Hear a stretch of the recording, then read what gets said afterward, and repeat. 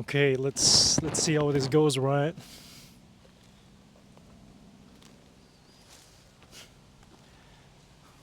Okay, let's start this journey exactly where I am now in my life. I got completely, utterly financially crushed because of a relationship of about 6 months. And now I get to hear that policy becomes stricter if it comes to leaving the country and in need of an ID to be traveling abroad. With other words, restrictions of movement, new government policies to be living up to, or consequences follow. Can it get any worse? So, first, I meet someone half a year ago on YouTube. I had a YouTube relationship that turned into a real life relationship.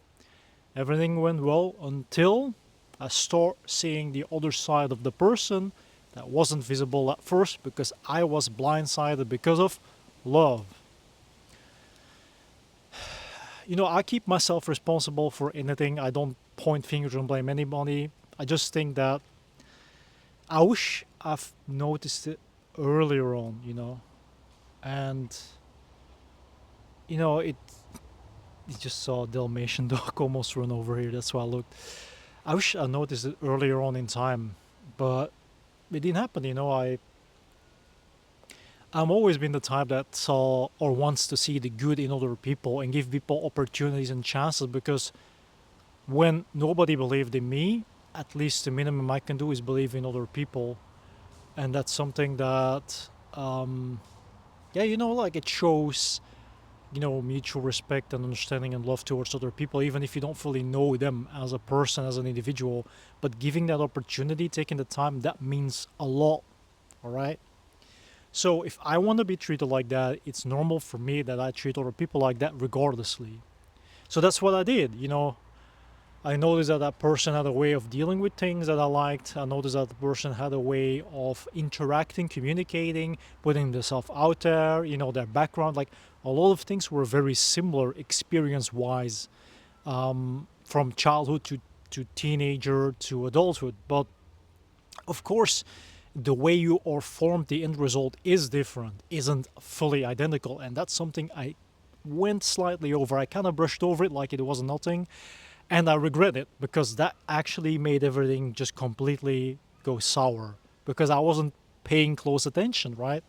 I mean, I was still analyzing and observing and taking my time to take everything in and process it, but at the same time, I was really fully invested in believing in that person. But they kind of just, you gotta see it like this. If you commit to a person, if you want to go all the way, if you don't believe in dating, if you don't believe in one night stands, if you don't believe in friends with benefits, you don't believe in casual swinging, if you don't believe in polygamy, if you don't believe in anything that goes besides the traditional route of dating, well, sorry, no, relationships, serious relationships, settling in a good sense, marriage, and of course living together full time, monogamy, partnership, until you pass away. If it's the opposite and the other person equally aligns, then of course you have a mutual thing to be talking about and to building upon. And that's where my story starts today. So I felt like there was another person just like me willing to invest in that what they lacked in the past, and we both aligned and we both saw similarities in future prospects. So merging together, coming together, and building on that was the first priority. And it all went well. You know what I mean? Like, there was nothing going on that was negative or wrong or, red flags or whatever. But the thing is that personality does matter. And even if you have similarities, even if you align and agree and you're able to talk about so many things and you're like-minded, that doesn't mean, and I had to learn the hard way once again, that doesn't mean that you're meant to be together. And that's something that you're in denial because the ego or the heart or whatever takes over, and then you're like, maybe I shouldn't have rushed in, maybe I should have taken it easier, maybe I should have just kept to myself a bit longer instead of automatically committed. That's why you've got a courting stage. That's why you've got a get to know stage. That's why you've got a get to know the parent stage. Like these things happen and are meant to be there for a reason. And because skipping everything and going fast forward doesn't mean that you're gonna get the guarantees of living happily ever after again. And that's where I made my mistake by perceiving that person as wholesome, just like me, identical, just like me, having the same intentions and principles and values, just like me, and beliefs, but at the same time, completely ignoring that the way they see the world, the way they treat other people, the way they treat you is totally different. They come from a total different place, like I would. And that's really sad because I didn't expect that, but it did happen. And I just had to decide for myself, do I want to continue and endure and accept it and suffer and be miserable? Or do I just break it off and just say like, okay, I mean, this is not working out, this is not for me. I can't live like that because I'm unhappy. I'm not feeling, like comfortable enough in my own skin to continue the relationship. And it wasn't easy because once you commit, once you're attached, once you bind, it's difficult to disconnect. It's not only painful, but at the same time, who's gonna take that step and who's gonna be the bad guy, the bad person in this scenario?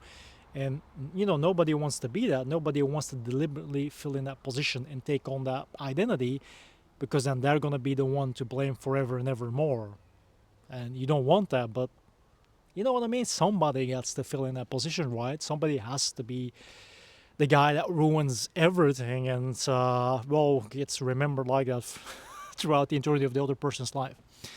Now, so the point I want to get at before starting my journey with this channel is that I financially completely got drained.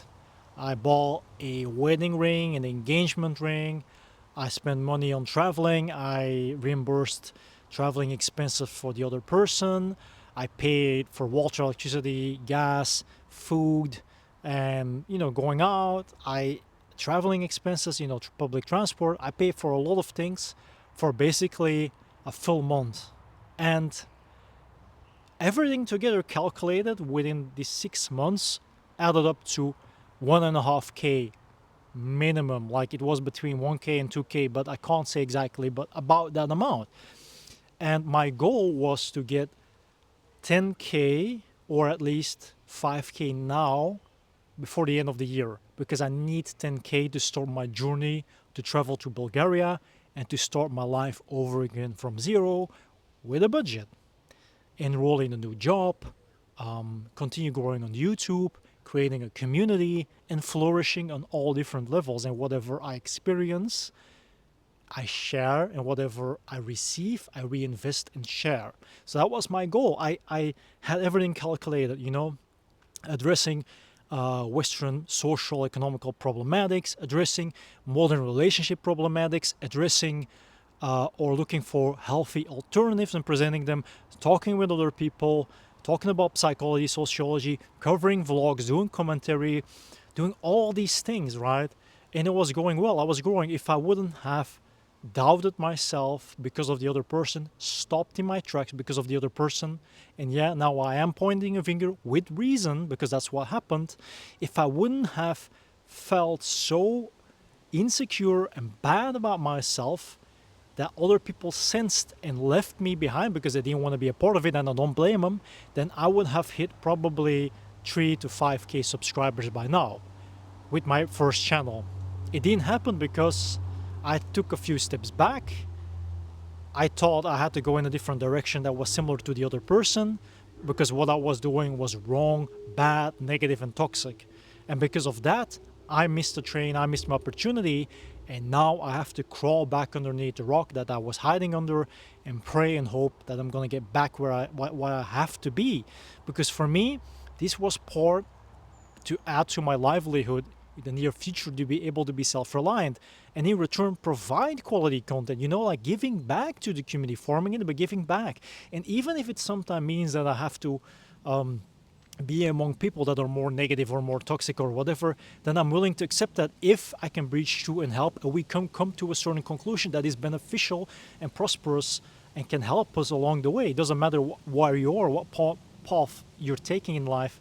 But I missed that opportunity because I wasn't allowed to do that anymore. That shows that when someone is dominant in nature and wants to determine your mentality, your mindset, your choices in life, it takes away you. It strips you completely away from you, and that's what I let happen.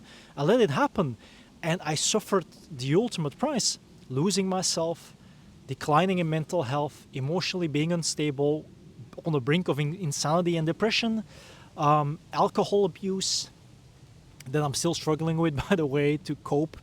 You know, and all the things that help you get the edge off for 1 second, because you didn't have any time for yourself. You have to justify everything you do. If you question something or you don't agree with something, you're a bad person. What you do is not good enough. If you give your all and you give everything you have, that's the bare minimum. That is what made me really sick, upset, and in pain, and I was suffering, and it took 6 months before I could actually take the step and say, you know what, I need time for myself, I need to recover, I can't do this anymore, I'm sorry, but this has to end. And because ego plays a part, ego got offended, they just hang up, they just hanged up, they just let me be, and I just blocked them completely on everything, because I'm like, I'm never ever gonna let this happen again to me. I'm so fed up with this mentality. It seems to be normal to a lot of people to treat people like that. It's always like, oh, men, they're abusive. Oh, men, they're verbal and physical abusive. They take advantage of women. They're toxic masculinity. They do all these things that are harmful. They should be punished. They should be off. They should be locked up. It's always men doing everything wrong. But no one talks about when a woman actually disrespects, acts up, wails on a man that is willing to do good, a man that is willing to take care, a man that's willing to commit. And what does he get in return? He gets wailed on, he gets called out, he gets cussed at, he gets drained from his resources, he gets stripped from his opportunities. All the time has to be devoted and focused on her. It's all about her. He's not allowed to have free time. He's not allowed to take some time off or to rest. He's not allowed to complain. He's not allowed to challenge, the question things. He has to go with the program. And I mean, thinking about it just already gets my blood cooking. And like I said, the person in question is so lucky that I did not go rage mode, because I felt at a point that I wanted to. I didn't want to, but I felt like I wanted to. And I'm really glad and grateful I didn't, because there is no point in doing it, but that's how far it got me. And I'm a very patient and calm person, and it's just sad to see that people are willing to go all the way just to get whatever they want. Like, I believe that you have to deserve certain things. You have to earn it. You can't just take it and extract it and demand it and exploit people because you believe you're worth it. That's not how it works. Like, oh, I'm deserving of all these things. Let's just exploit this good person. And then when a person doesn't want to be with you, oh, you use me. What is that for? That's toxicity. That is what's wrong with people. And you know what's interesting, just to add the final part to this first vlog of this channel, is that they lived with a narcissist for 7 years that was abusive in any type of way. And they came back together, had a child and all that stuff, right?